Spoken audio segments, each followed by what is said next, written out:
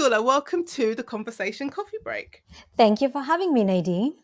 You are very welcome. I'm glad you are here. Right.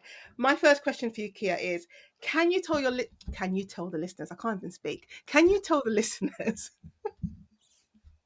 I'll edit that bit out.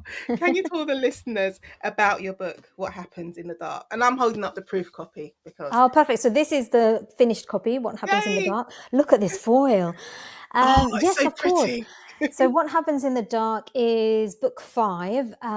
In it, we meet Safa Salim, who is a journalist that used to work at the UK's most respected newspaper. But following a fall from grace, she's ended up at a local rag in East London. And there she is called into her editor's office one day and asked to look into Lily Astor, who happens to be a famous breakfast TV presenter who appeared on screen that morning with bruises on her body. And Safa and Lily happen to be childhood best friends, but they lost touch. So Safa tries to get back in touch and find out what happened. Lily insists that the bruises were innocent, and initially Safa believes her, so decides to kind of leave it alone. But then a few days later, the police are called to Lily's home, and although she appears quite calm, a dead body is lying at her feet. And Safa begins her own investigation into what happened, but let's just say she is not prepared for what she will uncover. Right. I've read it and I think it's amazing. Also, I think all of Kia's books are amazing because Oh, thank you. but every time I read one of yours, I'm like, oh my God, she's so good. She is so good. Thank you. So this is a question I had, which is not on our official list, but how do you think you've grown as a writer since your debut, Take It Back, was published? I think I'm more confident in my ability. So, although the writing doesn't necessarily get any easier, I remember David Nichol, the author of the mega seller One Day, saying it never gets easier. And I remember reading that going, God, really? And I Mm. think that's true. But I am confident that I can get to the end. So, I know it's going to take a lot of work. And there are, of course, days where I'm like, why the hell am I doing this? You know, there are easier ways to earn money. And I mean, I love books, so I could just be a bookseller. I could go and get a part-time job in Waterstones and still be in publishing that way. But now I have the confidence to know that I can get through all of that, the difficult period. I can get through the weeds and I can get to the end. And so that as a writer is really helpful to know that I now have the tools in my toolbox to get to the end without having a breakdown. What does keep you going though? Like, what methods do you think you've got in place now to help push through? Because those days are hard when you just think, why am Yeah, I doing those this? days are hard. I think, and this is still really difficult for me. I think knowing when to just step back from your desk and not throw good hours after bad, because sometimes you're like, I haven't hit my word count. I've got to brute force my way to the end. I've got to just sit here until I get it done. And there are days where I do just sit there and I do get it done, and the writing is terrible, but I know I've hit my word count. But there are days where, it's 5 p.m. and I'm like, me sitting at my desk for another 4 hours is not going to get me anywhere. So don't throw good hours after bad. And so it's knowing when to step away. I think just getting out of the house really helps. And this is why I found book form. We can talk about that a bit more, but so hard because during the pandemic, there was just nowhere to go, no one to talk to, nothing Yeah. to do. And so for me, just being out in the world is really energizing. So whether it's, going for a walk, I box a lot. So I go boxing 3 times a week. That really helps energize me. So just doing something physical, because obviously what we do is so cerebral, just getting yourself away from your desk can help. And so, yeah, I think that's really important. I was talking to who was I talking to? S.A. Cosby. Not for this a while ago. And we were just talking about how much time we spend like Can at we our pause desk. to be like, S.A. Cosby is your friend and you call him Sean, unlike the rest of us, which is so He's cool. my friend. I was talking to Sean. I aspire to call S.A. Cosby Sean one day. It's cool having famous friends. But no, but what I was saying is that we were talking about the amount of times that we spend at our desk and I suppose writing full time. And he was just basically saying that it is a job and Yes. you wouldn't want to spend 24/7 at your desk at your job. So like your weekends, you need to, be precious of your weekends. Like look after Yeah, them. You and I wouldn't want think to we need spend to yeah. remember that even though it was a passion. It is a job now. And with Mhm. that comes danger. You know, when you do turn your passion into a job, it sometimes does feel like work, and that's because it is work. And coming back to boxing, I was like, oh God, what if I put on a show? What if I get involved in promoting? What if and I have to take a step back and think, it's okay to just have hobbies without turning them into Yeah, side hustles. And so, yeah, I mean, he's absolutely right. It is a job, and it's okay to feel fed up with it sometimes. yeah. I wrote a Substack about that. Can't remember when it was, sometime earlier in the year, because me and my best friend were talking about when your hobby becomes your job. Because I was saying I don't have a hobby, and she's like, "Oh no, but you're right." And I'm like, "No, that's my job That's now. my job. Yeah, Yeah, I need something else other than outside of this." So I think it's important to have something outside of exactly. our Yeah. writing, outside of our books. So, Kia, what came to you first? Was it the character, a specific scene, the overall premise, or something completely different? I think the theme came to me first. I wanted to write something about violence against women and girls. We've had years of the Me Too conversation, and although I think it has changed things a little bit, I don't think the results have been as wide ranging as we'd like. Mm, And for example, last year we had the whole choose the bear conversation. And for listeners and viewers who aren't familiar, the question was, if you're isolated in a forest somewhere, would you rather be alone with a man or a bear? And huge swathes of women were choosing the bear. And to be honest, I still don't know my answer to that question, but I just thought it was such an interesting conversation, and I wanted to explore it mm, more deeply. And I also wanted to play with the idea of the perfect victim, and how speaking out about violence exposes you to these impossible standards. It's like, oh, if you acted like a bitch that one time and somebody captured it in public, can you really be believed? And so I wanted to look into that as well. So the theme came first, and then Safa, the main character, and Lily came after. And I really love Safa as a character. I think, she's probably my favorite character that I've ever written. So I really hope that readers love her as much as I do. Were you excited to meet her on the page? You know, when you finish a chapter and then maybe you haven't seen her in that chapter, but you know she's coming back in the next chapter. Were you excited to meet her? Yeah, and I have a lot of affection for her. Um, Sometimes, what I often do with my characters is, make them super tough, and then I have to add kind of vulnerability to them. Mm. Whereas Safa, she kind of came to me really fully formed, and so yeah, I really can't wait for readers to meet her and see what they think. I always find it interesting, when people, when I say us as writers or as creatives, say the character came to us fully formed. And I just think sometimes, I don't know if readers understand exactly what we mean by that.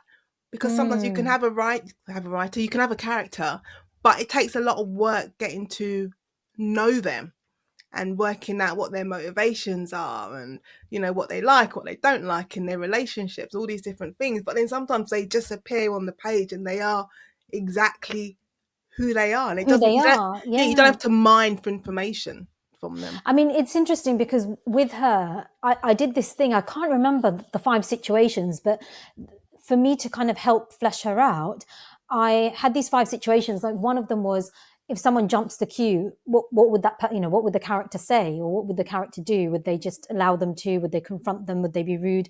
And there were 5 scenarios, and I just instinctively knew how she would be and how she would react in all Mm. 5 scenarios. And so that was just really nice to know on a very kind of deep level who she was, how she would react, how she interacts with the characters around her and her relationships. And so, as a writer, that's kind of what you want.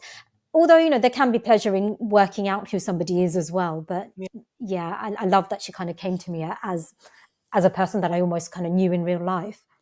Okay, so as we're talking about characters, which character surprised you the most whilst writing?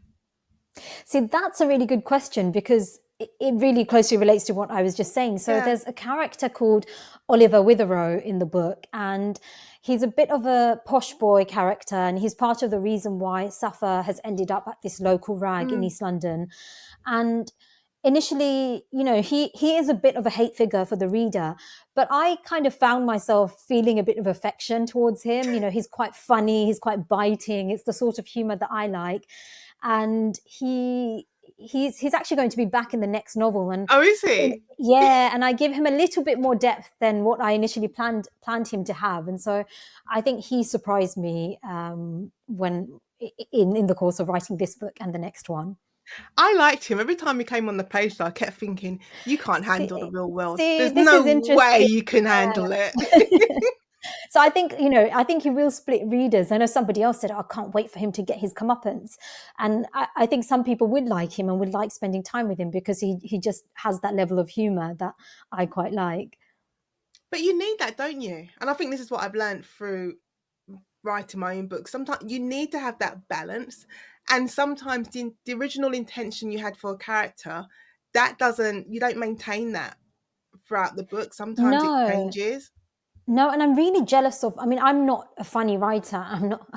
I don't have comic timing. I struggle with that. So my books don't have many moments of kind of levity. But I'm really jealous of crime authors who can kind of tackle really light, dark subjects, but that have those Mm. moments of lightness and comedy.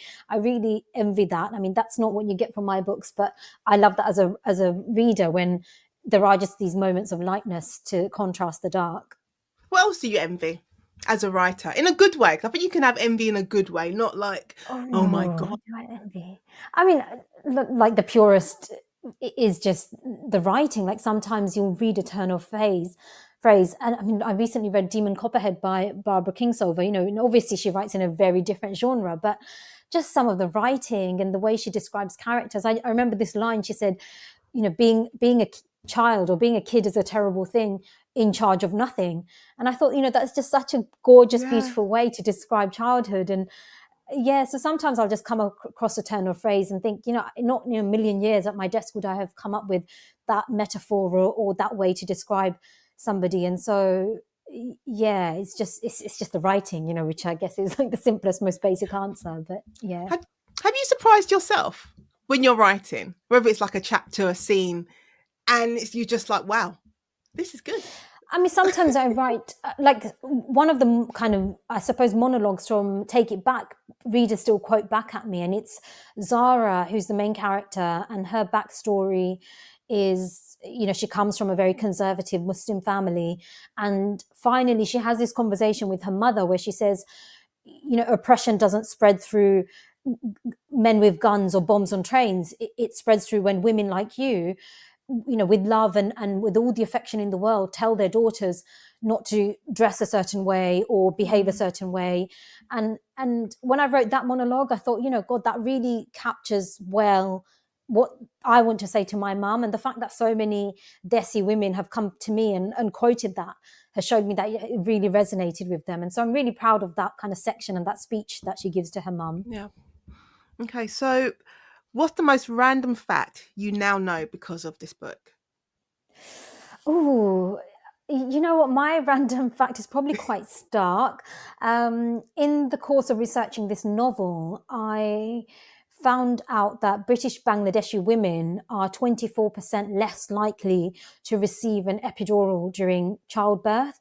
That's obviously quite niche, but I think it speaks to the way women of color are treated by the health system, by kind of figures of authority. And look, I don't know if that's because they're not able to advocate for themselves, if it's because they're thought to withstand pain better in the way Black women have it's a Mm. massive misconception for many, many years of thought to be able to do. But I thought that was quite stark. And there was another statistic as well. I think it was like young British Black girls are, I don't want to say the figure, I think it's something like 3 times more likely to be strip searched than the white counterparts. I don't know exactly, but it was something like that, which again was quite stark. And so, yeah, I'm sorry it's not a fun fact, Nadine, for your No, podcast. no, it's not a fun fact. But the strip search figure, it always baffles me because I think when I look at these, I say judicial figures, things, come from law and order, I'm always looking at it from the viewpoint as a criminal lawyer, and I know what the Mm, rules are. And it's like, I know what the rules are, I know what the criteria are. But you can't just strip search someone just because you feel like it. There are steps you have to go through. And I always just find it baffling that we end up with these statistics that, young black girls was just saying 3 times more likely to be strip searched. Because I'm like, it's not easy to do that. You just can't do it Right, because right. it's Tuesday. Yeah, yeah. Like there are rules, and it blows my mind I completely. know, I know. I mean, look, you'll know more about all of this than I will, but we talk about, do we live in a racist country? And then you hear things like that. And so I've just looked it up, actually. It is, yeah. It says Safa came to learn that black girls were 3 times more likely to undergo invasive strip searches by the Met Police. And so, yeah, I mean, and look, there's so much we can say about the sexualization Yeah. or the adultification of young black girls. And so there are all these conversations going on. And so that's kind of like a sub theme in the novel as well, what privileges we afford to certain women versus others. And so, yeah, I come back to next time I'll think of a fun fact for you, Nadine. I'm sorry. Yeah, That with the has led next us book. to quite a dark place quite quickly. With the next book, we'll do fun facts. Okay, so was this book harder or easier to write than your last one, and why? God, it was so much easier. Those People Next Door, my fourth book, was so hard. It was probably the hardest book that I've written, partly because I wrote it in the deep pandemic. And I Mm. mentioned earlier, I am energized by being out in the world, by meeting people, talking to people, doing things. And so to write in a vacuum was really, really difficult. But secondly, I tried this wonderful thing that writers tell me about, which is pantsing, so not plotting. And I mean, I had a beginning and I had an end to the novel, but I didn't have a middle. And I thought, well, if Lisa Jewell can do it and Ian Rankin can do it and they come up with amazing books, then maybe I can try and do it. And I can't do it. And so there were just days where I was like, how do I get to the end? Like, who does this? And I literally had like a flow chart with 4 different characters and 4 different actions, and just found myself in a bit of a quagmire. And so now I know, like, my technique is to plot. And so for this book, I went back to what I know, which is plot, plot, plot. And because of that, I found it a lot easier to write. See, I find it so strange and so crazy that you did that because I know you. And and I say we work together in the sense of when we have like your consultations on different Yes. aspects of your book and stuff. So and you've sent me. I've seen your spreadsheets. So the Yeah. fact that you're sitting here telling me that you pants the book, I'm like, that's not Kia. Mm, Why would mm. you do that to yourself? And bearing in mind, I only pants the middle bit, so I had the beginning and the end, but yeah, it's just not Oh, my style, it's not my style. And so I think it's good to experiment. Like with What Happens in the Dark, I've experimented with a bit of a subplot, which I've never done in my other mm. novels. It's always been, one main plot, beginning to the end. And that was quite hard, but I enjoyed it. So I think you do need to push yourself as a writer. But when it comes to technique, if you know what your technique is and it works for you, then follow that. Yeah, I know pantsing's not for me. It's not the way for me. It's not the way for you. No, God I think, no. it's because these writers that I admire say they just sit down and write. And I think, well, there's Yeah. got to be something in it. But, there's something in it for them. There's nothing in it for me, is what I've discovered. But then again, it's like you said, I don't think there's anything wrong necessarily with like, let me just try and see. Because these are the Mm, writers I admire. This is their technique. Let me see if that works for me. And you can try it and then you work out very well. I would have worked out very quickly. This definitely does not work does not work. for me. But Yeah, I suppose it's also a good way of learning about yourself as a writer. exactly. Yeah, I agree. All right, so Kia, without giving away any spoilers, did the book end the way you originally planned or did it surprise you too?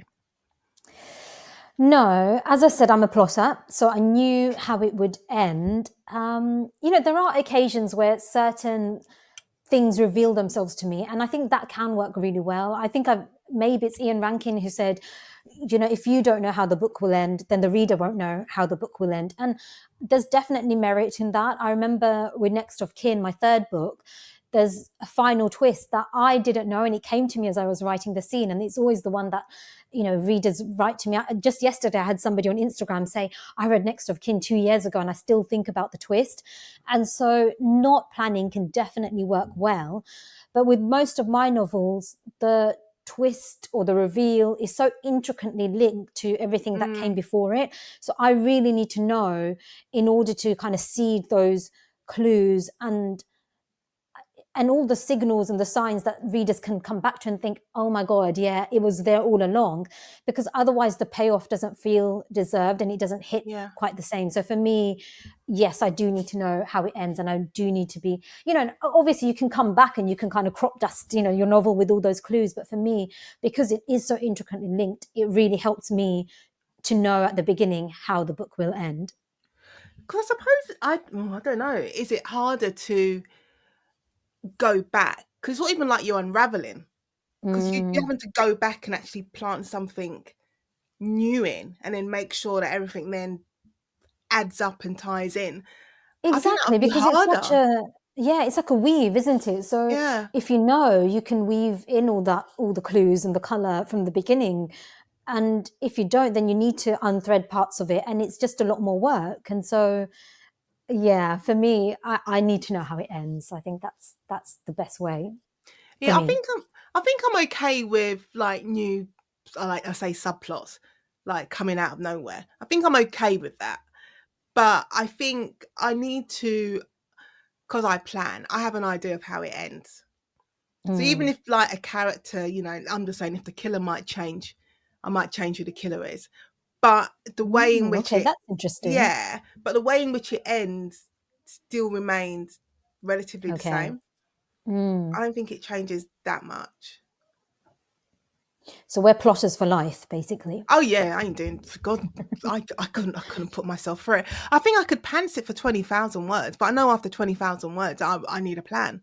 So Yeah, I could pants act one, but after act I need a plan for act need to two know. and three, because otherwise there'll just be no books. So Kia, did you ever hit the wall when writing this book, and how did you get past it? I mean, compared to those people next door, like I said, it was a breeze. But I think the hardest part was probably the first round of edits. Um, Full disclosure, Nadine and I share the same editor, Manpreet Garaval, who is brilliant, by the way. I mean, she takes a novel and she knows exactly how to, like, exactly what needs work. Yeah, And so I think with What Happens in the Dark, I felt like I had a really great story, but she saw that it needed more, more emotion, more detail, and she knew where it needed those things. But of course, talking about unweaving a story, it's a bit like a house of cards, isn't it? If you change one element, you can't just change at the top. You need to undo bits of it, and you need to go back to the bottom. And my technique is, if there are like three major things that need to be changed, you can't just tackle all of those three in the second edit. yeah, You need to do one piece by one piece. And so, for example, one of the things that Manpreet wanted me to change is have a bit more of Lily and Safa's childhood relationship in the novel, so maybe flashbacks or maybe memories, just cementing their relationship a bit more. So I couldn't do that at the same time as, say, working on the court scenes. And so I did like a whole edit of the book where my main focus was, okay, how am I developing Lily and Safa's relationship through the novel? Then the second run is, okay, how can I develop some of the court scenes? And so I think that first round of revisions was really hard, and there were days where I was like, I don't know if I can do this. But coming back to your first question, earlier question, how have I grown as a writer? I know I can do it. And so, just stop moaning and get on with it. and when you look back to when you were going through that editing process with book one, and you compare it to your editing process with What Happens in the Dark, I think that's when you can really see how you've grown and how you've changed as a writer, is how you respond to edits. Because my Right. response to edits for the Jigsaw Man was like, oh my God, what is this? You want me to do what? How? You want a red herring? How am I supposed to put a red herring in? Like, it was like Go to the panic. fishmonger. Yeah, Yeah. exactly. I want to go to the fishmonger. But then with the latest book, it's like, okay, you need to do these things. It's a lot more measured, a lot more calmer Yeah. I'm approach. lucky in that I think I've always just had a very positive experience with editors, and maybe it comes from, so I used to work at Asian Woman magazine as a features editor, and I've been on both sides of the fence, where I was a very heavy-handed editor, and I think then I learned that actually it's not me editing a feature to be my voice, it's editing it to retain the voice, but just polish it a bit more. And Mm. so through that, I understood the role of an editor, and that, they're trying to help you build the best work that you can. And and I think different editors work different ways. Like Manpreet will never change my work on a line to line basis. Like she'll never say, oh, like change this word to that. Yeah. Hers, I feel like more developmental, more structural, drawing things out. Occasionally she might say like, oh, take this line out, but that's very, very rare. And so in terms of line edits, I don't get many kind of suggestions. It's more just making the work stronger, more emotional, Mm. more, hit harder. Where are the plot holes? And so she really kind of retools the novel in that way. And so I don't think I've been lucky enough that I don't think I've ever looked at her revision letter and been like, what the hell is this? Or No. felt resistant to it. And that's lucky. Yeah, I'm just trying to think of an example. And I think even then, if I did have like a visceral reaction, I probably would follow the advice, which is, just put the letter away for 2 days, come back to it, and then you Yeah. see that your editor is actually right. So yeah, I've always had a very positive experience with editing my novels. It's funny when you was talking about, editing yourself and like looking for the emotion. And I was it's only just occurred to me that as a lawyer, I've always had to do the opposite. I've always had to take the emotion out of it. So anything I Right. write, whether it's an application to the court or whether I'm just putting together a brief to counsel or putting together my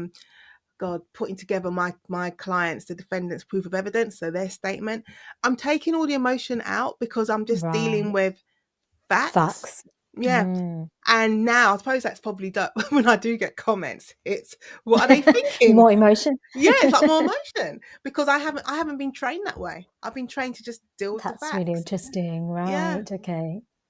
And it's only from talking to you, I'm just like, oh, I just had that aha moment. Right. Okay. That's really interesting. So it's kind of two different ways of thinking, almost, isn't it? Not just Yeah, writing, but thinking. yeah. There's no emotion here. I just deal with you have no feelings. Goes back to what I told the baby lawyers when I'm teaching them advocacy. I always say to them, you're robots. You have no feelings. You don't think, you don't believe, you just submit. Not very helpful qualities in a novelist, No, unfortunately. they're not. It's the complete opposite. You don't want that. You need feelings. You need to understand how not a client, how a character feels, and how they're Mm. going to respond. And this is a question I had because I was just thinking about Lily and Safa.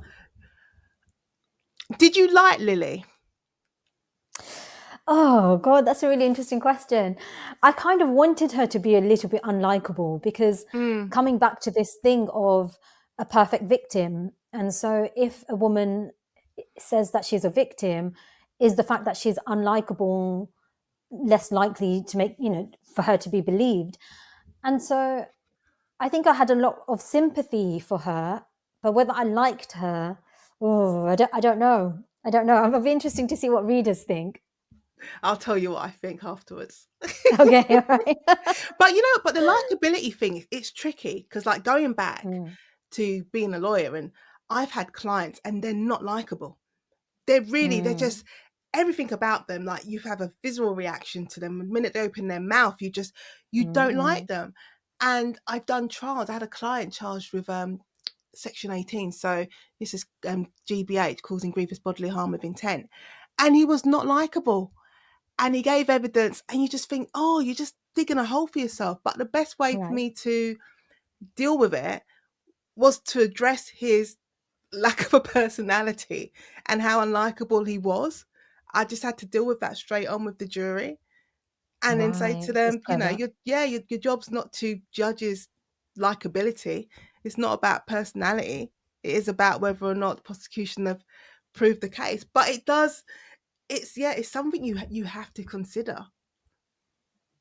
And it informs so much of life. And, we talk about pretty privilege, but there's kind of charm privilege or Mm, charisma privilege as well, isn't there? yeah. If you can walk into a room and make yourself likable, people immediately think you're smarter, people immediately think you're a good person, and you get all of these, the halo effect as well. So I'm sure you've also done the opposite, defended people who may have been guilty, but their charisma has worked in their Oh favor. my God, you've seen them charm. They sit in the witness box and they just charm everyone. everyone in the room, and you're like, and I'm sitting there thinking, there's no way. There's no. You might be thinking you're a terrible person, but they have that ability to charm and I suppose to manipulate. The courtroom's an interesting place to be, to see personalities, I always say. And although, you know, it trains some of the emotion out of you, there's a lot of material as well Yeah, to kind of cherry pick for your novels as well, I bet. yeah, it's all there. It's a great big supermarket. So, Kia, what are you working on next? I'm working on book 6, so Safa Salim will be back. All my early readers from What Happens in the Dark have already started messaging me going, is there going to be a sequel? You know, will we see Safa again? And so, yes, she will be back in book 6, yet untitled, but she'll be working on a case that will be familiar to readers who've read What Happens in the Dark. And, you know, I'm kind of flirting with the idea of making her a series character. And I mean, you know better than most, I think writing a series has different challenges. And so I don't know if I want to grapple with those challenges, but I do love her as a character and I think she has series potential. Can I ask you, this is without giving away spoilers or anything, were there any times when you was writing this book that you thought, let me just leave the subplot alone? Let me just completely forget about it. As in take it out completely? Yeah. I mean, I did, because I think, A, it, you know, complicates things, and B, initially, I'm not sure it, you know, there's this wisdom that if you can take a subplot out of a novel and you still have a fully formed novel, then maybe you should just take it out. And it certainly would have made my life easier. But I found the subplot really, really interesting, and it played into the themes about how different women are treated, how there's a difference between, you know, if you're a privileged white woman like Lily versus if you're, you know, come from a very disadvantaged background, if you can't speak English, for example, how, you know, coming back to this epidural fact that I learned, how are women who maybe can't speak English or can't advocate for themselves as strongly treated by bodies of authority. And so that kind of fed into the theme as well, and it just gave me more fertile ground to explore in the novel. And so in the end, I wanted to keep it. I did have a conversation with my editor. I said, you know, what do you think about this? Should we take it out? And she thought about it. And, you know, I think if she thought it was going to be a better book without it, she would have no qualms about saying, you know, get rid of this extra 20,000 words. But she was like, no, actually, I think it does enrich the novel as long as we can integrate it into the main plot, which I think we've done. And so, yeah, I think it makes it a richer novel for staying in. Does it matter? I know we're talking around it, so the listeners will just have to buy the book and read it, and then I'll work out what we're talking about. But we are talking around it. But do you think, like, writing it, having that subplot, did it make you think of yourself differently as a writer? Because I think sometimes my word, one of my words for the year has been like being brave as a writer and like taking on different subjects or taking on different genres. Did it make you think, actually, there's more I can do as a writer? Yeah, I think it did challenge me. And I think with books 1 to 4, it was, you know, there was a court case in the middle. And so, you know, there's a crime, there's a court case, and there's a resolution. Whereas this book is slightly different. I mean, it does still follow that template, but it had this other thread running through it. And so I think, yeah, it proved to me that I can tackle something different. And when those first revisions came back, it was really about making sure that I can integrate those two plots into a cohesive whole. And there were days where I thought, you know, can I do this? As you say, you know, is it easier to just rip it out and put it in the bin? It will make my life a lot easier. But having done it, I know that I've grown in confidence, you know, and talking about this toolbox, you know, added another tool in my toolbox, and knowing that I can hit a wall, I can have doubt, I can have lack of confidence, but then I can get to the end and, you know, have a book that I'm proud of as well. Okay, so what message or feeling do you hope readers take away from What Happens in the Dark? Oh, that's a good question. Well, firstly, I hope that they love Safa as much as I do. But I also want them to reflect on some of the themes in the book. There's a part where, you know, Safa reflects on that question we've all heard, like, why didn't she say anything at the time? And she notes how there's a line, she says how speak at your weakest or hold your tongue seems to be the prevailing message. And how many times, have we been complicit in that conversation? Have we said, well, why did she stay with him for that long? If they weren't happy, or why is she smiling in these pictures, or why did she wait so long to say something? So I want readers to kind of think about times where they may have thought the same thing. And one thing I always hope with my books is you finish the last page and you immediately want to talk to somebody about it. And so if that's what they're left with, then I feel like I've done my job as a novelist. I think I normally just message you like, Kia, what did you do? I mean, what was nice is another mutual friend of ours, Louise Hare, read the book and she was like, I've got this sussed, I've got this time, Kia's not going to get me this time. She's not going to get me. And then she messaged me and she was like, you effing got me. And I was like, don't you feel satisfied though when you get those messages? Yeah, you hear from us and you're like, Kia, and you're like, yeah. It's very satisfying. Yeah. Okay, Kia, finally, to end our coffee break, which book, film, show or video game do you recommend? Do you know, I'm going to be really unoriginal and say the book that I mentioned earlier, which is Demon Copperhead by Barbara Kingsolver. And I say I'm being unoriginal because it won the Pulitzer Prize, it won the Women's Prize for Fiction, so it's no secret that it's an amazing book. But I just absolutely loved it. I think Demon is probably my favorite character ever. I mean, up until now, it's been Anne Shirley from Anne of Green Gables, like this old. Oh my God! Yeah, look at that! I know. Look at this battered old copy. Did you used to watch the series? I didn't know. You know why? I'm just resistant to it in case I don't love Anne. Oh, but you'd love her. You think? Okay, all right. I'm going to give it a shot then, because do you know what? For ages, I didn't reread this book because I just thought, oh God, what if I'm not as fond of her as I was when I was younger? But I reread it a couple of years ago for a piece that I was writing for the FT, and I just, still absolutely loved her. But she had stiff competition from Demon. I just fell in love with the character, and she's an extraordinary writer. So if you haven't read Demon Copperhead, definitely add it to your list. Okay. Well, that just leaves me, Kia Abdullah, to say thank you so much for joining me for the Conversation Coffee Break. Thank you, Nadine. It's been a pleasure as ever.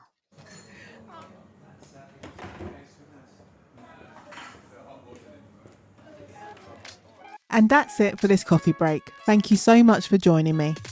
Starting from season 4, we'll be bringing you regular coffee breaks, 20-minute episodes, perfect for a quick chat with your favourite authors about their latest books. And here's the fun part. Next season, we're answering your questions. If there's something you've always wanted to ask an author, send it in. Email your question to theconversation@nadinematthieson.com, and we might just answer it in a future episode with a special shout out to you, of course. Until next time, keep reading, keep listening, and I'll see you soon for another coffee break. Oh, and before I forget, don't forget, subscribe, follow, like, review, and share this episode with your friends. Your support keeps the podcast growing, and if you head down to the show notes, you can also support the podcast by buying us a cup of coffee. The links are in the show notes.